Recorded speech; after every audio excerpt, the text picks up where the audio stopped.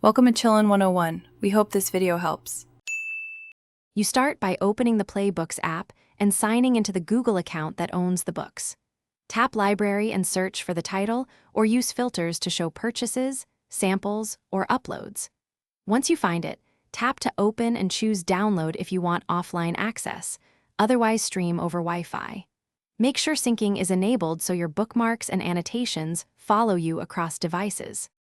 Now customize the reading experience so you can read comfortably for longer. Tap the center of the page to reveal controls. Change font, size, line spacing, margins, and choose light, sepia, or night themes. You can enable auto-scroll and adjust speed for hands-free reading. Highlight passages, add notes, and use the built-in search to jump to names, terms, or chapter headings.